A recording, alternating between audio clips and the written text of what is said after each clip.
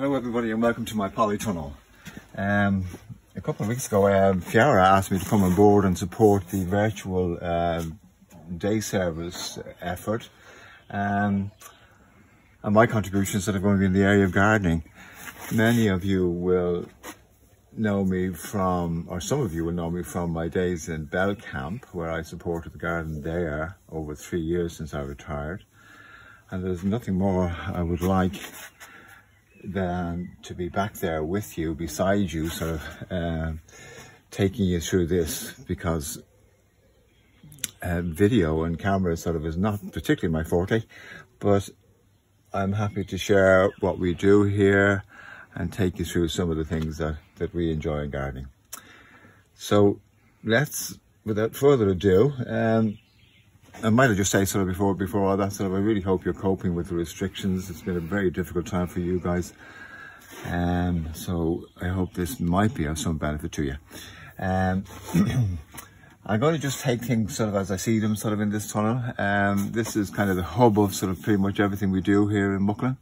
And at the outset I might just talk about compost, okay, because that is the medium by which or through which we do an awful lot, so obviously.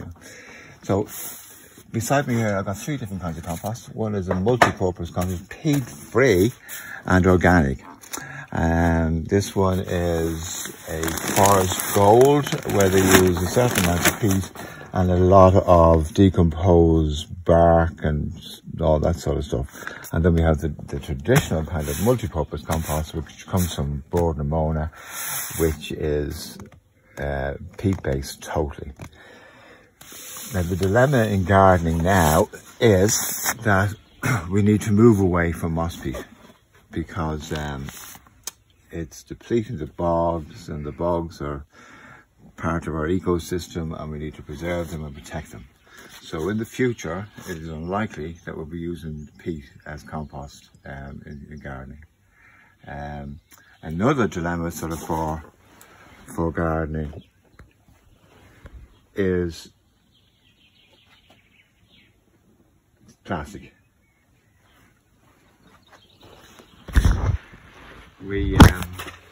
It's a very much a talking point at the moment, where we use oceans of plastics in the garden, and that's another area that we need to stop.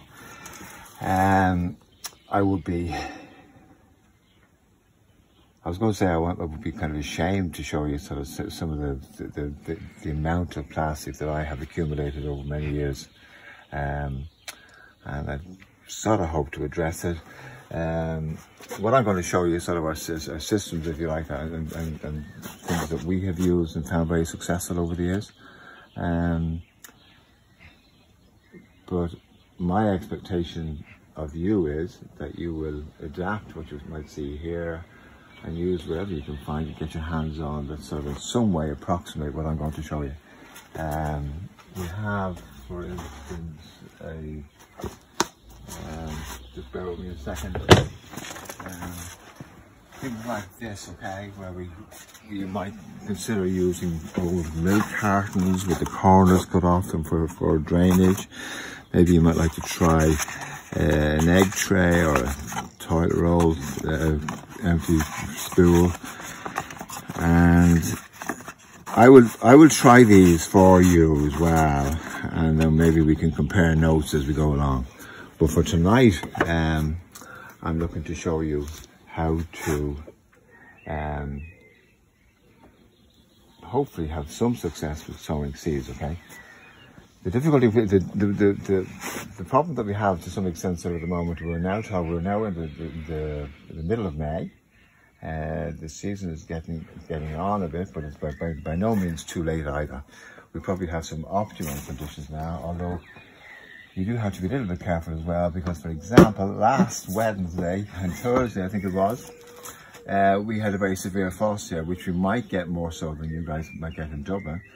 But the frost was so severe that it actually burnt the tips of the potatoes that I have planted up the garden. Now I just want to show you something. That in the event that you had seeds and flowers coming on in your garden, and you did want to protect them sort of at night time, this is something called horticultural fleece. And what you do with that is that you throw them over your plants at night time and take it off in the morning, or don't take it off, it doesn't really matter, because they're very translucent and the sun will definitely get to the plants anyway. And that's available sort of in most of the bigger kind of household, or not household, but hardware stores like Woody's, and I don't know whether I've seen it in B&Q, but certainly Woody's would have it, and some of the garden centres would have it as well, of course, you know. I suppose we need to sort of engage each other a little bit, sort of as to how you're going to deal with Monday. Next Monday is kind of the reopening of all the hardware places and garden centres, you know, and there is an expectation, if you like, that the garden centres are going to be absolutely inundated with shoppers. So if you're struggling to get there, and you're struggling to get compost, maybe we could work towards me helping that situation by getting an order of compost from my wholesale supplier, which could be delivered to Belcamp, and you guys could go there and collect it. So whatever works out, but we'll try and keep in touch on this anyway as well. I might just say that so that I won't forget later, you'll see on a little backdrop here that owensmith21@gmail.com is my email address, obviously, and I will be delighted if anybody wants to contact me by email to address or to talk about some of the things that we're going to talk about now, or for me to sort of to put some of your ideas to me, or to see if I can help you sort of in any other way. Okay, we have a little bit of a gallery going on here in the background as well, because it's showing some of the plants that we're going to have, or we're going to plant tonight. We didn't have a particularly good early year this year, because we happened to get away for a few days at the beginning of March, and then as soon as we came back, sort of around the 14th, 15th of March, the lockdown announcement happened, and I probably spent more time watching and listening to the news about the coronavirus than spending it in the tunnel and in the garden. But we do have some stuff. We don't have a whole lot of stuff in flower, but we'll see where it takes us anyway. So for now, I'm going to show you how to sow some seeds. This is sort of fairly basic, and I don't want to sort of underestimate kind of the experience you guys might have, but this is, I need to just get something here. I'm going to show you this for a second.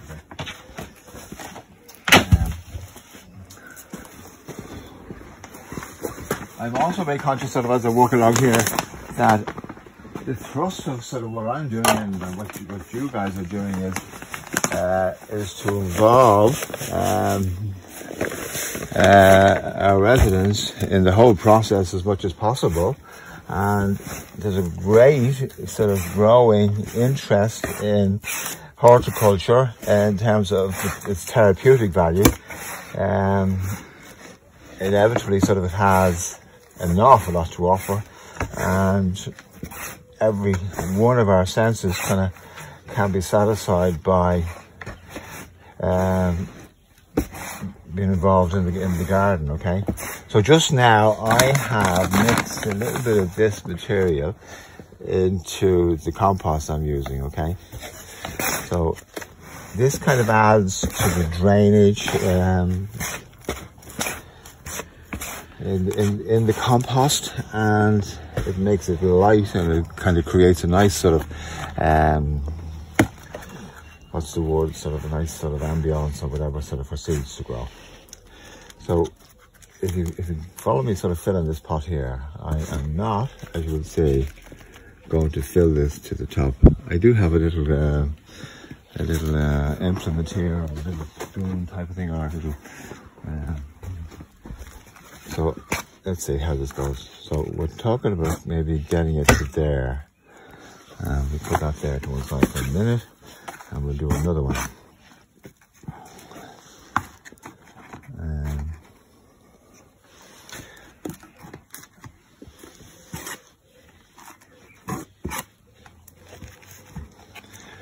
I'm going to take this here for the next step, which is we're going to plant some cornflowers, and they're called Blue Boy. A lot of the stuff that I'm going to show you, obviously, I like a lot, and there's nothing to compare with the blue in a blue cornflower. So there are the cornflower seeds there. I have some, I'm just going to shake that again now to make sure it's level and that it's kind of well placed or well poised, if you like, to take the seed. So I use this little kind of pinch spoon to shake the seed in there like that. You could do it with your fingers as well, but this little guy is very handy. It's particularly handy if you're lifting one seed at a time, and we do that here a bit sometimes when we're using big seed trays where they're a multi-cell seed tray, and we put one seed in each cell. So I think I'm going to leave it at this with those 3 little containers containing the Blue Boy cornflower. Now I need to show you something else here. This is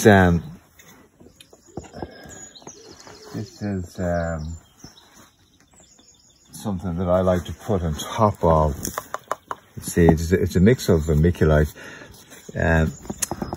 Don't sort of get too worried about the vermiculite. If you can't get it, don't worry about it. Just put on a fine bit of or a bit of sieved compost, which is fine. So this whole exercise sort of helps the seeds to kind of come through there at the surface when they've germinated, so they don't want to be too compacted. So this compost, it hasn't been pressed down. It's very light and it's very receptive to the seeds growing there.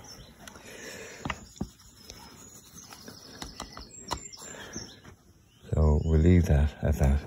I cannot emphasize enough, I'm going to just demonstrate for a second here, that everything you put, every seed you sow, or every tray of seeds you sow, you should label.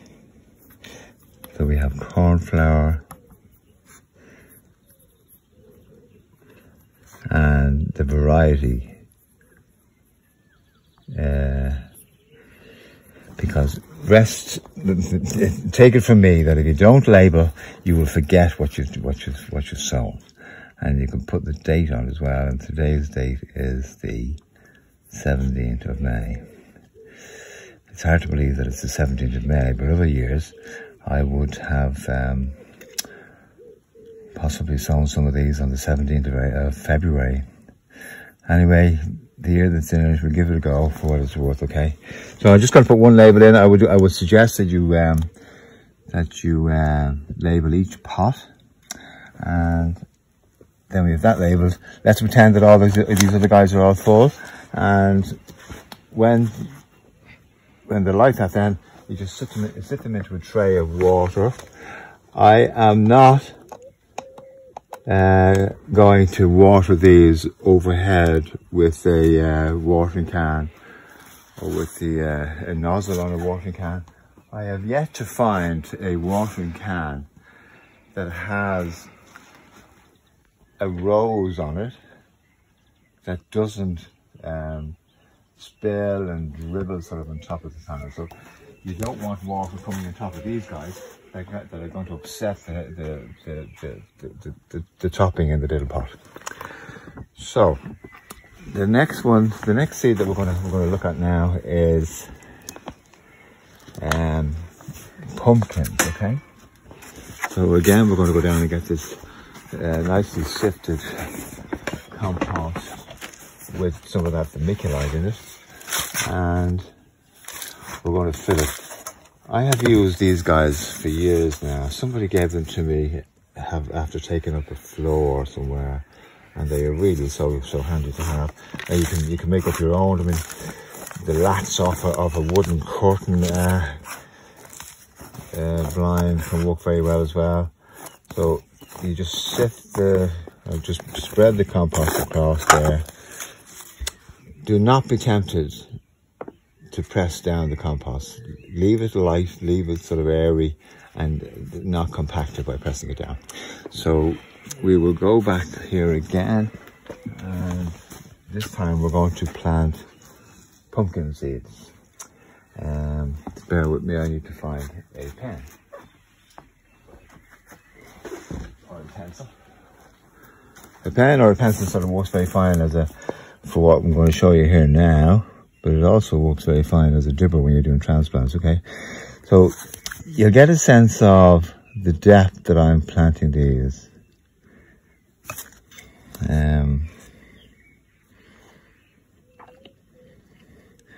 I'm going to change tack here straight away now, if you don't mind, because while I started doing this, I just remembered that I should have been doing pumpkins, but actually I'm going to do sunflower seeds as well, because I started making 1/2-inch holes in this little 12-cell tray. If you can't get these, you'll have to use your ingenuity to come up with something similar. Yogurt pots, whatever you can get your hands on. But see how it goes. I'm inclined to suggest that you do it this way. Bring the seed on in a tray, and then when they do come on, then you transplant it outside. You could sow them direct into the ground, but it's a little bit hit and miss that way. So these are our sunflower seeds, and they're very manageable, and you would just put one in each hole there, and it's a fairly quick operation. And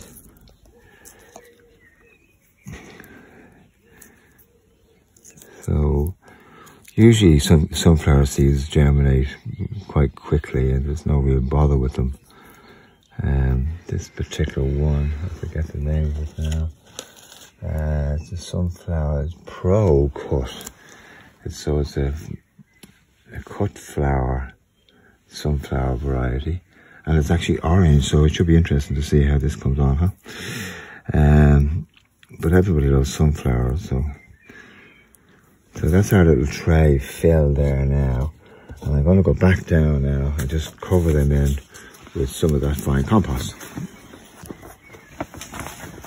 All I have to do is just shake a bit on top again like that, and with your little piece of wood or whatever you want to use, spatula, call it what you like, I'm just going to level it in there, and then again I'm going to go straight for a label and write down what this is.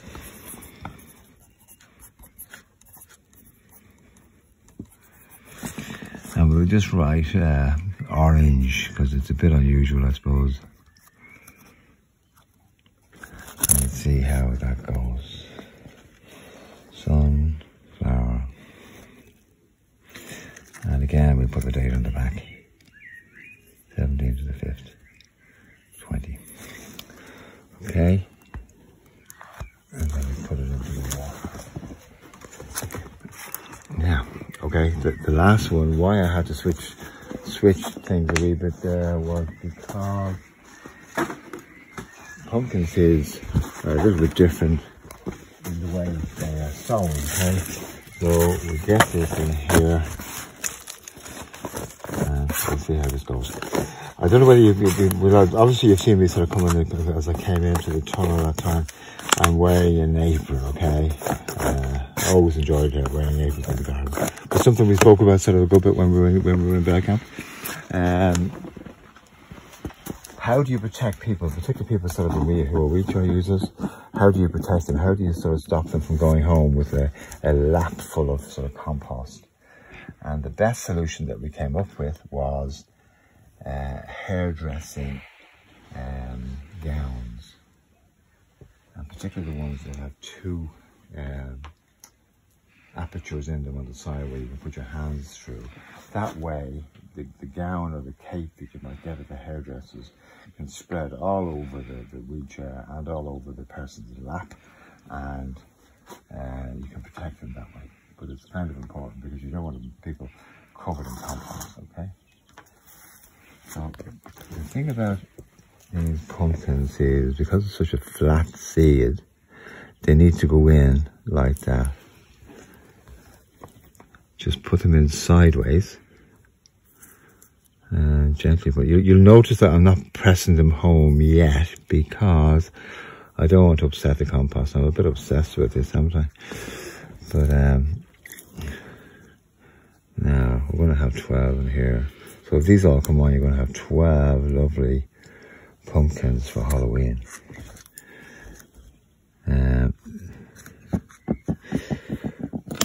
Sometimes it is a bit difficult to kind of get them down, but if you can get them down sideways by pressing them down, that's okay. So down they go.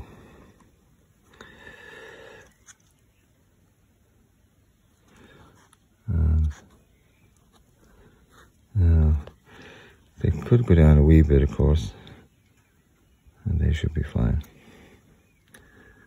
Okay, so what kind of pumpkin are they? They are Harvest Moon.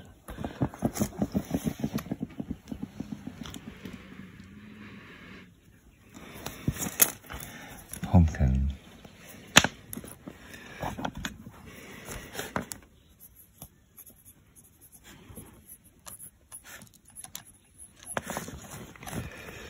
We'll just put the date on the back of that as well. 17th of the 5th, 20. Okay. Oh, sorry, I forgot to put a bit of compost on top of that just to kind of settle them as well. So, now, we'll put the label in now, and we'll put that into a tray of water as well. So, now we've got 3 different types of seeds. So we will just move on to something different now, okay?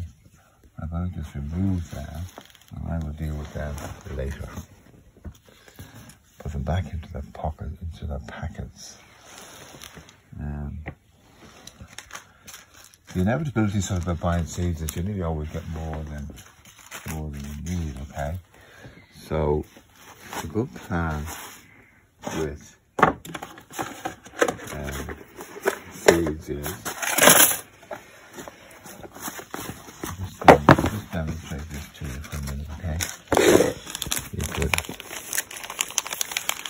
fold it over like so.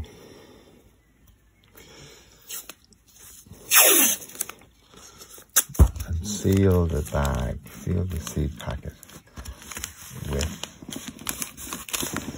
masking tape or cling film would be an option as well, and then put it in an airtight box with something like this anyway. So they should last, and in fact they could last for a couple of years if you look after them well enough, okay? So now what we're going to do now is we're going to talk about hanging baskets. And I'm going to demonstrate how to do a couple of hanging baskets. Bear with me while I tidy up a little bit, just to make a little bit of space. While I'm doing that, sort of, I just took a note here. I just looked at a note that I put down a few minutes ago. Inevitably, bloom is not going to happen this year, but what we are going to do, we're going to do on the 31st of May. There's going to be a big blooming at home, where there'll be all sorts of garden sort of displays and exhibitions and demonstrations and various things. Here's our pussycat Penny coming to say hello to us. hope she doesn't knock anything over on it. So, okay, I now have a hanging basket. And as you can see, it's a lovely pink basket. And I have a number of colourful plastics which have become very trendy in recent years. Again, it's sort of more plastic, but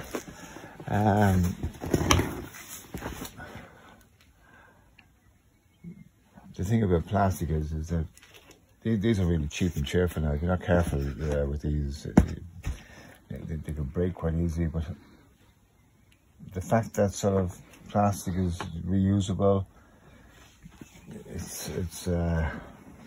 I suppose it's taken some recognition, if you like, of the whole plastic phenomenon. If you can get a good few uses out of it before it goes to recycling, or God forbid that it will go to landfill anyway. So in this basket I'm going to put some of these dwarf sweet peas, which are a bit unusual. And there's a picture in the back of a dwarf sweet pea, a trailing sweet pea. Normally, sweet peas, the ones that we're most familiar with, grow up along a string or on a green stick or whatever.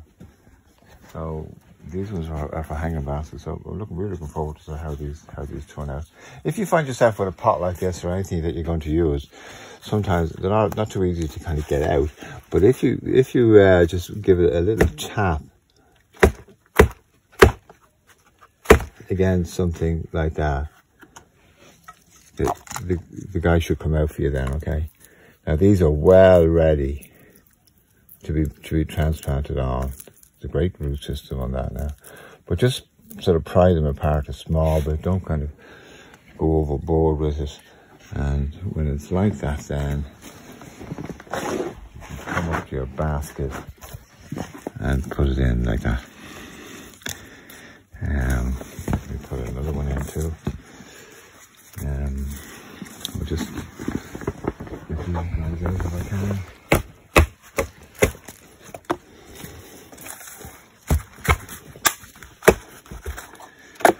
Those little pots sort of are something that I've used for year after year after year. They're square pots, good idea. They fit into my trays very neatly, sort of as opposed to round ones. And they're robust, kind of pliable plastic, and they last for ages and forever if you want to be careful enough with them, you know. So this guy is going in here now like this. I might just put a little bit more compost in there.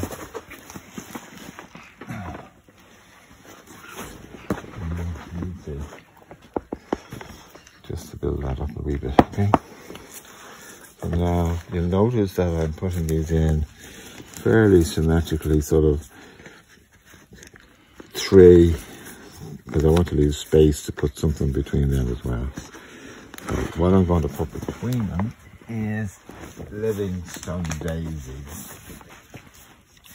These are unusual little guys, and I'm a huge fan because they have the most vivid colour, and they always have a very weak looking stem, but the body of the flower itself is fine. But they thrive though. Don't worry about the weak stem. They'll be good. And I'm going to take, I need to put 3 more of these out. These don't always come out so easy. You need to be a little bit careful. Squeeze the end of them there like that, and you should get them out, okay? See, they're probably over ready to come out. So now I've got 3 of them now.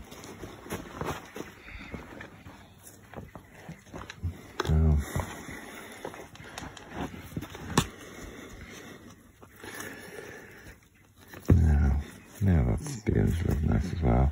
So we're going to have the kind of part of the thinking behind some of these pots is that you kind of got the sort of a coordinated sort of idea. There's most likely going to be some element of pink sort of in these flowers as well. So they should all blend in together nicely. Okay.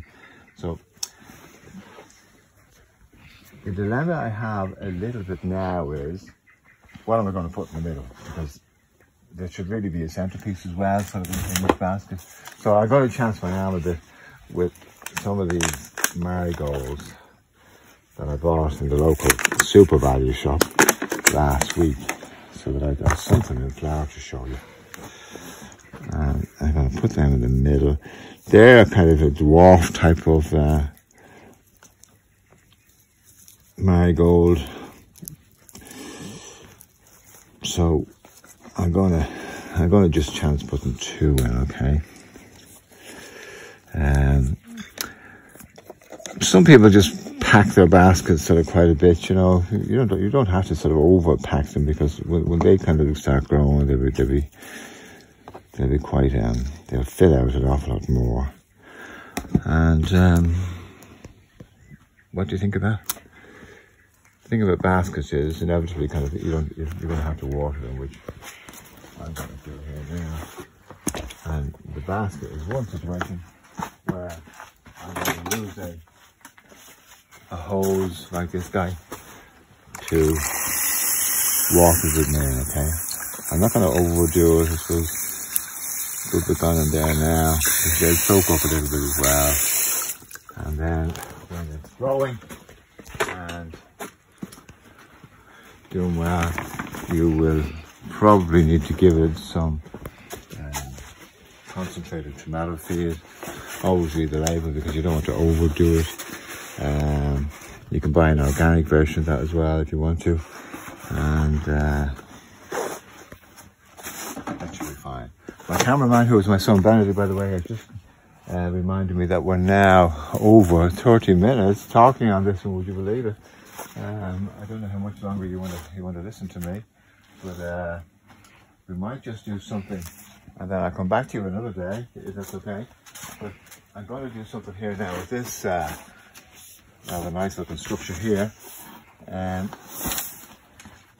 which will be quite amazing. Sorry if it comes on. You've got a very large pot.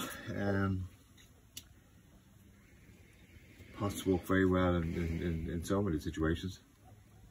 It's kind of part of the reason sort of why we brought these in to show you. That particular pot, I really like them. They've got a lovely wide sort of dimension to them. They're not too deep, and produce a great show. And they've been with us for a couple of months really. They've got the tulips sort of coming to the end now, and these beautiful violas and pansies. It's just beautiful depth of colour in them. So if you can come across something like this, the problem that is inevitably that you're always going to have sort of with pots is being fairly disciplined about making sure they get watered enough. You know, a good soaking sort of once a week is better than a kind of a dribble now and again. But these guys, because they're wide, stand some bit of a chance of taking a bit of rain in as well, whereas the smaller pots don't have any chance whatsoever. So let me just plant this one up quickly, and we might leave it at that for now. So this is going to have a kind of a vegetable and flower mix, and in this we're going to put some climbing beans, okay, runner beans. Now there I have to put that guy's either coming out of that pot, and he's quite dry. So I'm going to notice that I'm going to go in on the inside of the stick, okay, of the bamboo cane. There's 6 canes in there, and I have them all tied above there as well. You will notice that I've used a cable tie, which is very handy. Cable ties can be so useful really, but you do have to be a little bit careful that cable ties don't get into the wrong hands, because you don't want anybody experimenting with using them and they put them on their wrist or their fingers or something. constrict people's blood supply with a cable tie. So these guys are going in here now. I'm going to put a climbing runner beam at each stick, and we'll see how that goes.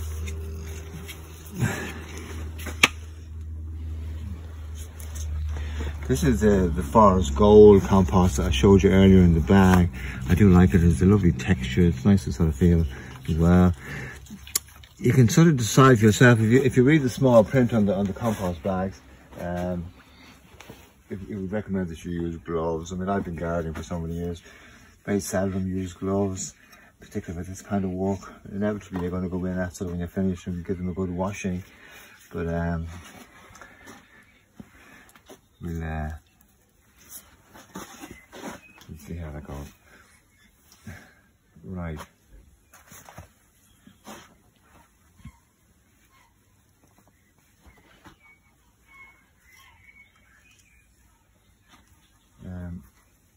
On this one, I'm going to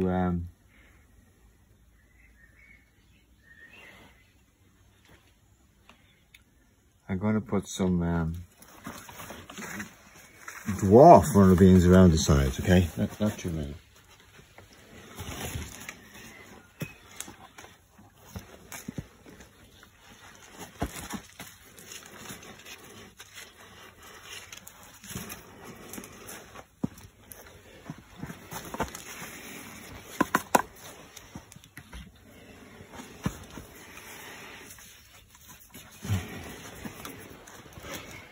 Yeah. I'm also got a chance, and I don't know exactly sort of the size you might like them to be if you're going into the pot, but this is a plum tomato, which is a kind of a bush type, and let me see what they're called. Do I have it down? I don't have it down now, but they're very prolific growers, these plum tomatoes, so you're going to have to sort of keep an eye on them and see how they're growing. But as I've planted these, and then you come back to me sort of as the weeks go by maybe, and we'll have a look at these again and see how they're doing. So I'm going to add one other little touch to that by putting in some marigolds. These are a particularly beautiful marigold. They're called Inca. They've got a really deep, beautiful orange colour. And marigolds are good to plant with tomato plants because they deter whitefly. They don't like the smell of the marigold plant. So I'm going to put 3 in the middle, and they will go away. These are kind of a taller. I mean, I say taller, but they might be about 12 or 13 inches. But anyway, you get the impact of the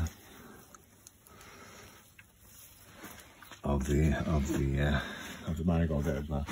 So, to add a real touch of novelty to this as well, I'm going to put a climbing sweet pea in as well.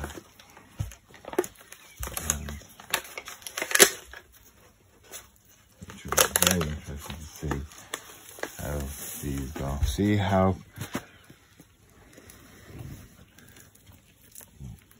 what's the word I'm looking for there? These are well ready, very ready to come out of there.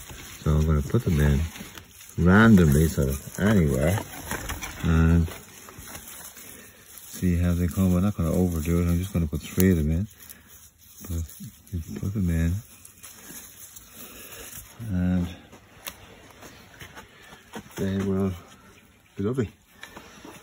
Sweet pea are my favourite flower. I would die for sweet peas. So, yeah, it'd be interesting to see how they go. When we come back and have a look at this again, I'll give you some ideas on how to tie them up and so on. So, given that we've gone on for quite some time now. I might just leave it at that for now and just sort of recap what we did the climbing frame with the beans and so on. We did the one basket. We'll do some more again maybe. Can I just show you something that's incredibly interesting sort of that I just took out when we were sowing seeds. This tray, which has a piece of kitchen towel, okay? And these are cucumbers. And the cucumber seeds have germinated and are growing out and off the kitchen roll. I keep it moist, I keep it well wet sort of all the time, but it's just amazing. And these are tomato plants grown in the same way. You won't believe the success I've had with growing tomato plants this way. So when they're about that size, I just pull them out and plant them on then into individual pots. And I have so many of them. At some point, I'm going to come back to you sort of with some other ideas about raised beds, and I will show you sort of what we do in our big tunnel. So I hope you enjoyed the little session. Again, my thanks to Benedict, who's very patiently being my cameraman. And we'll talk to you during the week then. Okay, take care now. God bless. Bye-bye.